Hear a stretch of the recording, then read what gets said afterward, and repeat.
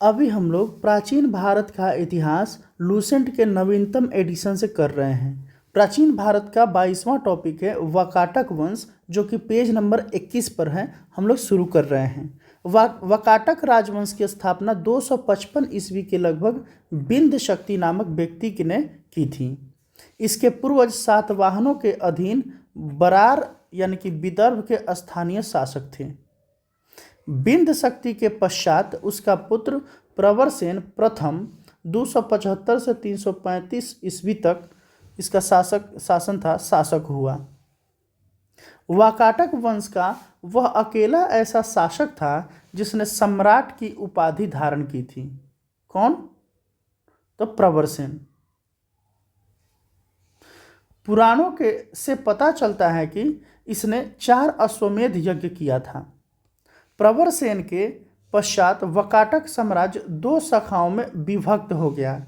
एक प्रधान शाखा और दूसरा बासी यानी कि वर्सल गुल्म शाखा। दोनों शाखाओं ने समानांतर रूप से शासन किया। प्रधान शाखा के प्रमुख राजा थे रुद्रसेन प्रथम, जो 335 से 360 ईस्वी तक थे। प्रभावती गुप्ता का संरक्षण काल 390 से 410 था। प्रवणसेन द्वितीय का 410 से 440 एवं नरेंद्र सेन का 440 से 460 ईस्वी था। पृथ्वीसेन द्वितीय 460 से 480। गुप्त शासक समुद्रगुप्त द्वितीय ने अपनी पुत्री प्रभावती गुप्ता का विवाह वाकाटक नरेश रुद्रसेन द्वितीय से किया। वाकाटकों का राज्य गुप्त एवं शक राज्यों के बीच था। राज्यों पर विजय प्राप्त करने के लिए चंद्रगुप्त द्वितीय ने इस संबंध को स्थापित किया था। विवाह के कुछ समय बाद रुद्रसेन द्वितीय की मृत्यु हो गई। चूंकि उसके दोनों पुत्र दिवाकर सेन एवं दामोदर सेन अब अवयस्क थे यानी कि जवान नहीं थे, अतः प्रभावती गुप्ता ने शासन संभाला। यह काल वाकाटक गुप्त वंश का स्वर्णकाल था। प्रभावती गुप्ता के संरक्षण काल के बाद उसका कनिष्ठ पुत्र दामोदर ने सेन प्रवरसेन द्वितीय के नाम से गद्दी पर बैठा। पृथ्वीसेन सेकंड वाकाटकों की प्रधान शाखा का अंतिम शासक था। पृथ्वीसेन सेकंड वाकाटकों की प्रधान शाखा का अंतिम शासक था। उसके बाद उसका राज्य बासिम शाखा के हरिसेन के हाथों में चला गया। बासिम शाखा के वाकाटक वंश की इस शाखा की स्थापना 330 ईस्वी में सम्राट प्रवरसेन के छोटे पुत्र सर्वसेन ने की थी। उसने उत्सव गुल्म नामक स्थान पर एक स्वतंत्र राज्य की स्थापना की। उत्सव गुल्म महाराष्ट्र के अकोला जिले में आधुनिक बासिम में स्थित है। बासिम शाखा के प्रमुख राजा सर्वसेन बिंद शक्ति द्वितीय 350 से 400, प्रवरसेन द्वितीय 400 से 415, हरिसेन 475 से 510। हरिसेन बासिम शाखा का सर्वाधिक शक्तिशाली शासक था। यह वाकाटक वंश का अंतिम ज्ञात शासक है। वाकाटक वंश के राजा प्रवरसेन द्वितीय ने मराठी प्राकृत काव्य सेतुबंध की स्थापना की थी। वाकाटक वंश के राजा प्रवरसेन द्वितीय ने सेतुबंध की रचना की तथा सर्वसेन ने हरि विजय नामक प्राकृत काव्य ग्रंथ लिखा। संस्कृत की वैदर्भी शैली का पूर्ण विकास वाकाटक नरेशों के दरबार में हुआ। वैदर्भी शैली का यानी कि विदर्भ जो क्षेत्र है वहाँ पर लिखने का एक तरीका था, बोलने का एक तरीका था, वैदर्भ शैली, उसका विकास वाकाटक नरेशों के दरबार में हुआ। कुछ विद्वानों का मत है कि चंद्रगुप्त द्वितीय के राजकवि कालिदास कुछ समय तक प्रवरसेन द्वितीय के राज्यसभा में निवास किया था। वहां उन्होंने उसके सेतुबंध का संशोधन किया तथा वैदर्भिक शैली में अपना काव्य मेघदूत लिखा। वाकाटक नरेश ब्राह्मण धर्मावलंबी था। वाकाटक नरेश जो थे वो क्या थे? ब्राह्मण धर्म को मानते थे। वे शिव विष्णु के उपासक थे। वाकाटक नरेश पृथ्वीसेन द्वितीय के सामंत व्याघ्रदेव ने नचना के मंदिर का निर्माण करवाया था। अजंता का 16वां तथा 17वां गुहा बिहार और 19वीं गुफा चैन्य का निर्माण वाकाटकों के शासनकाल में हुआ था। नेक्स्ट यहाँ पे हम लोग देखते हैं, अब हम लोग देखते हैं दोस्तों, वाकाटक वंश हम लोग खत्म कर दिए। अब हम लोग देखते हैं पुष्यभूति वंश। पुष्यभूति वंश या वर्धन वंश गुप्त वंश के पतन के बाद जिन नए राजवंशों का उद्भव हुआ उसमें मैत्रिक, मौखरी, पुष्यभूति, परवर्ती गुप्त और गौड़ प्रमुख हैं। राजवंशों में पुष्यभूति वंश के शासकों ने सबसे विशाल साम्राज्य स्थापित किया। पुष्यभूति वंश के संस्थापक पुष्यभूति था। इसकी राजधानी थानेश्वर थी। हरियाणा प्रांत के कुरुक्षेत्र जिले में स्थित वर्तमान थानेश्वर स्थान उस पुष्यभूति वंश का राजधानी था। प्रभाकर वर्धन इस वंश की स्वतंत्रता का जन्मदाता था तथा प्रथम प्रभावशाली शासक था जिसने परम भट्टारक और महाराजाधिराज जैसी सम्मानजनक उपाधियां धारण की। प्रभाकर वर्धन की पत्नी यशोमती से 2 पुत्र राज्यवर्धन और हर्षवर्धन तथा एक कन्या राजश्री उत्पन्न हुई। राजश्री का विवाह कनौज के मौखरी राजा ग्रहवर्मा के साथ हुआ। मालवा के शासक देवगुप्त ने ग्रहवर्मा की हत्या कर दी और राजश्री को बंदी बनाकर कारागार में डाल दिया। राज्यवर्धन ने देवगुप्त को मार डाला, परंतु देवगुप्त के मित्र गौड़ नरेश शशांक ने धोखा देकर राज्यवर्धन की हत्या कर दी। नोट: शशांक शैव धर्म का अनुयायी था। इसने बोधि वृक्ष बोध गया को कटवाया था। कौन? शशांक। क्यों? क्योंकि यह जो है शैव धर्म का उपासक था, इसलिए बौद्ध धर्म को खत्म करने का प्रयास किया। राज्यवर्धन की मृत्यु के बाद 606 ईस्वी में 16 वर्ष की अवस्था में हर्षवर्धन थानेसर की गद्दी पर बैठा। हर्ष को शिलादित्य के नाम से भी जाना जाता था। परमार भट्टारक नरेश की उपाधि धारण की थी इसने। हर्ष ने शशांक को पराजित करके कनौज पर अधिकार कर लिया तथा उसे अपनी राजधानी बनाया। हर्ष और पुलकेशिन द्वितीय के बीच नर्मदा नदी के तट पर युद्ध हुआ जिसमें हर्ष की पराजय हुई। चीनी यात्री ह्वेनसांग हर्षवर्धन के शासनकाल में भारत आया था। नोट: ह्वेनसांग को यात्रियों में राजकुमार, नीति का पंडित एवं वर्तमान शाक्य मुनि कहा जाता है। वह नालंदा विश्वविद्यालय में पढ़ने एवं बौद्ध ग्रंथ संग्रह करने के उद्देश्य से भारत आया था। हर्ष 641 ईस्वी में अपने दूत चीन भेजे तथा 643 ईस्वी में 645 ईस्वी में चीनी दूत उसके दरबार में आए। हर्ष ने कश्मीर के शासक बुद्ध के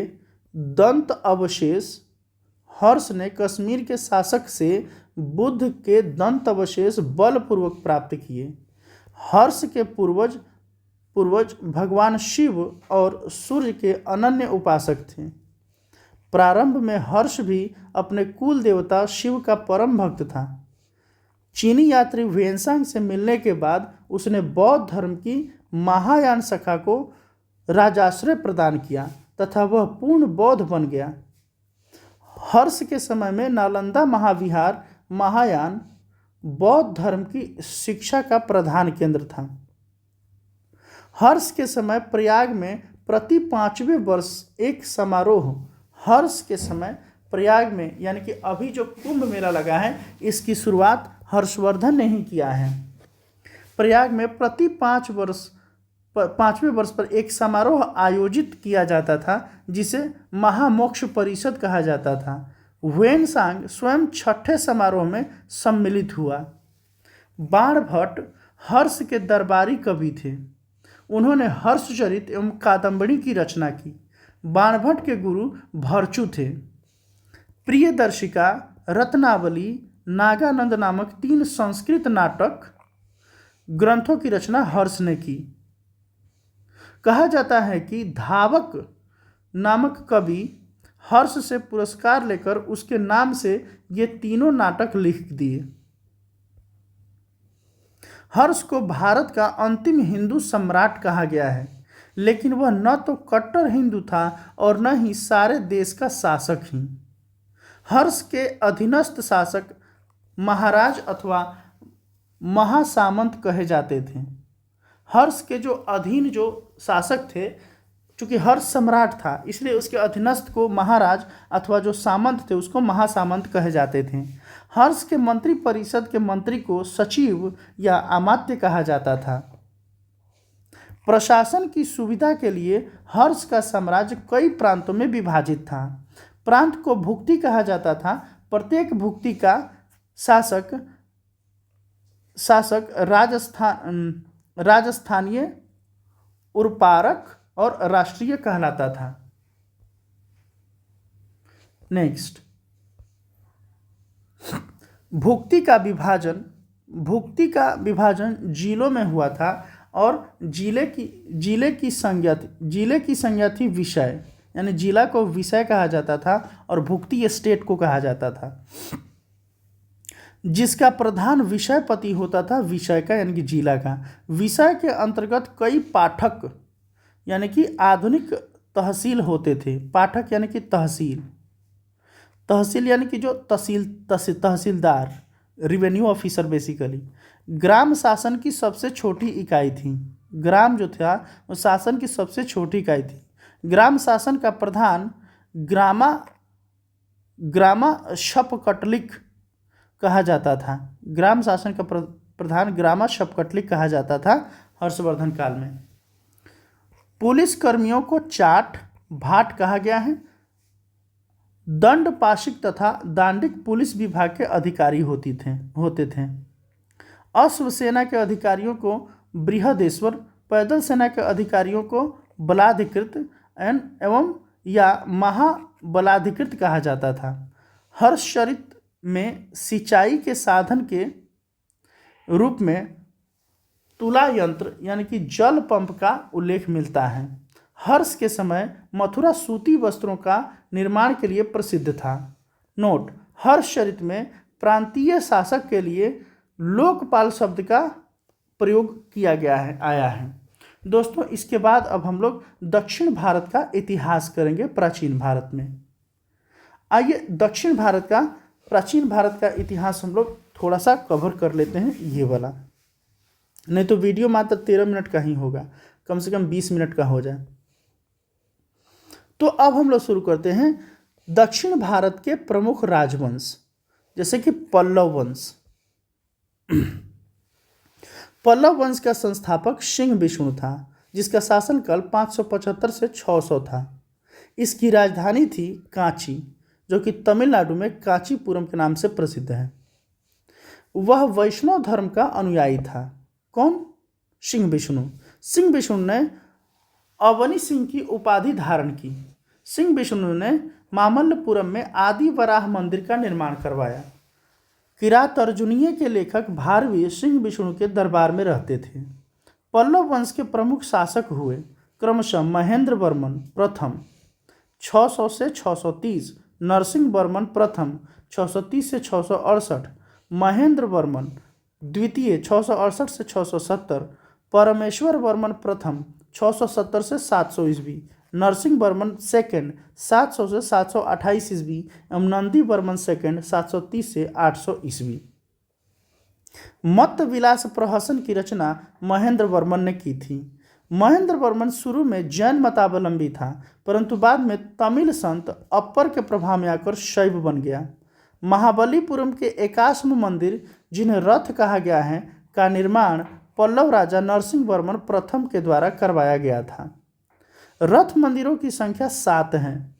रथ मंदिरों में सबसे छोटा द्रौपदी रथ, जिसमें किसी प्रकार का अलंकरण नहीं मिलता है। वातपी कोंड व महामल्ल की उपाधि नरसिंह वर्मन सेकंड ने धारण की थी। इसके शासनकाल में चीनी यात्री हुएन सांग कांची आया था। परमेश्वर वर्मन प्रथम शैव मतानुयायी था। उसने लोकादित्य, एकमल, रणंजय, अत्यंत काम, उग्रदंड, गुणभाजन आदि की उपाधियां ग्रहण की थी। इसने मामल्लपुरम में गणेश मंदिर का निर्माण करवाया था। परमेश्वर वर्मन प्रथम विद्या प्रेमी भी था और उसने विद्या विनीत की उपाधि भी ली थी। अरबों के आक्रमण के समय पल्लवों का शासक नरसिंह वर्मन सेकंड था। उसने राजाओं में सिंह, आगम प्रिय, शास्त्रों का प्रेमी एवं शंकर भक्त यानी कि शिव का उपासक की उपाधियां धारण की। उसने कांची के कैलाशनाथ मंदिर का निर्माण करवाया, जिसे राज सिद्धेश्वर मंदिर भी कहा जाता है। इसी मंदिर से निर्माण से द्रविड़ स्थापत्य कला की शुरुआत मानी जाती है। बहुत इंपॉर्टेंट है, पूछा जाएगा कि द्रविड़ स्थापत्य कला की शुरुआत किस मंदिर से माना जाता है, तो कांची के कैलाश मंदिर से। ठीक है, बहुत इंपॉर्टेंट है, जिसका निर्माण नरसिंह वर्मन द्वितीय ने करवाया था। महाबलीपुरम में शोर मंदिर का निर्माण भी नरसिंह वर्मन सेकंड ने किया था। कांची के कैलाशनाथ मंदिर में पल्लव राजाओं और रानियों की आदमकद तस्वीरें लगी हैं। नोट: एलोरा की गुफा संख्या 16 के कैलाशनाथ मंदिर के बाईं दीवार पर 8वीं शताब्दी में बनाई गई आकृति में रावण को कैलाश पर्वत हिलाते हुए दिखाया गया है, जिस पर शिव एवं पार्वती लोगों के साथ विराजमान हैं। नेक्स्ट देखते हैं।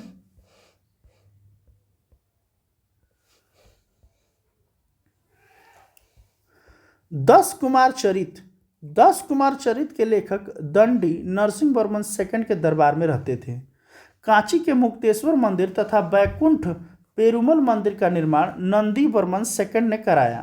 प्रसिद्ध वैष्णव संत तिरुमंगई अलवार नंदी वर्मन सेकंड के समकालीन थे। नंदी वर्मन थर्ड शैव मत अनुयायी था।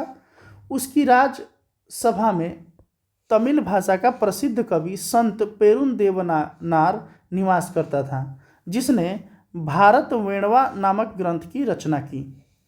पल्लव वंश का अंतिम शासक कंप वर्मा 948 से 980 ईस्वी तक था। नोट: पल्लव काल में कवि भारवी की लोकप्रिय रचना किरातार्जुनीयम थी। चोल: 9वीं शताब्दी में चोल वंश पल्लवों के ध्वंसावशेष पर स्थापित हुआ। इस वंश के संस्थापक विजयालय 850 से 87 ईस्वी थे, जिसकी राजधानी तंजौर या तंजावुर था। तंजावुर का वास्तुकार कुजर मल्लन राजराज पेरुथचन था। बिजयाल ने नर केसरी की उपाधि धारण की और निशुंभ सूदनी देवी का मंदिर बनवाया। चोलों का स्वतंत्र राज्य आदित्य प्रथम ने स्थापित किया। पल्लवों पर विजय पाने के उपरांत आदित्य प्रथम ने कोदंडराम की उपाधि धारण की। तक्कोलम के युद्ध में राष्ट्रकूट नरेश कृष्ण थर्ड ने परांतक फर्स्ट को पराजित किया। युद्ध में परांतक फर्स्ट का बड़ा लड़का राजादित्य मारा गया। राजराज प्रथम ने श्रीलंका पर आक्रमण किया। वहां के राजा महिम पंचम को भागकर श्रीलंका के दक्षिण जिला रोहण में शरण लेनी पड़ी। राजराज प्रथम श्रीलंका के विजित प्रदेशों को चोल साम्राज्य का एक नया प्रांत मोंडी चोल मंडलम, राजधानी जिसका पोलनरुआ बनाया। राजराज प्रथम शैव धर्म का अनुयायी था। इसने तंजौर में राजराजेश्वर का शिव मंदिर बनवाया। चोल साम्राज्य का सर्वाधिक विस्तार राजेंद्र प्रथम के शासनकाल में हुआ।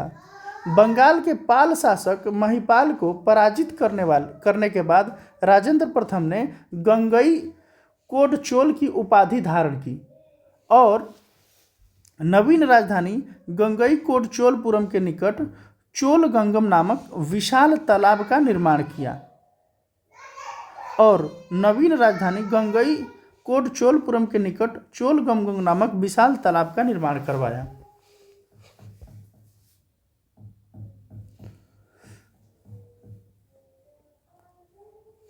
इसको अभी रहने देते हैं और आगे हम लोग चोल के भूमि के प्रकार पढ़ेंगे।